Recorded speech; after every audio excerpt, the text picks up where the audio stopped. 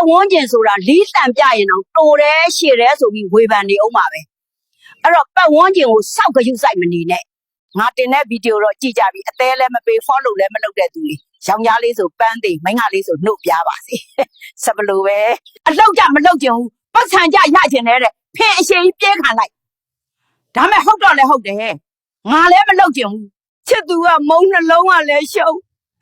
ကြာရင်ဘွားထက်ညက်ခဲကြီးခွေးရတယ်လို့လုံးပပါတော့မှာပါ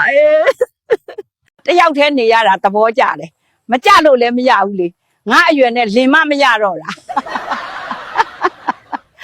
အစင်မြင်တိုင်းရင်ခုန်ရမယ့်အခက်မဟုတ်တော့ဘူးပိုက်ဆံပြက်တိုင်းရင်တုံရမယ့်အခက်ရောက်လာပြီအလုပ်ထဲမှာငါလဲကျသွားလို့မဖြစ်ဘူးလဲကျသွားတာနဲ့ငါသိတယ်ငါအိပ်ပျော်သွားမှာလေဆိုတာ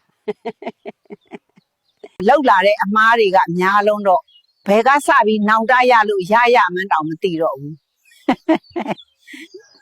ငါဘဝမှာနောင်တအရဆုံးအချိန်ကိုပြောပါဆိုရင်စိတ်တက်မကောင်းတဲ့သူတွေကို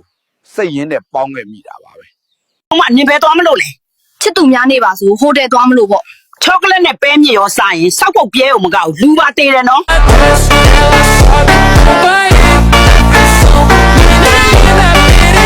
အခုလိုမျိုးဘ ഹു တုတရစရာဗီဒီယိုတွေကိုစိတ်ဝင်စားရင် follow လုပ်ထားကြနော်။မအေးလို့လေးတွေ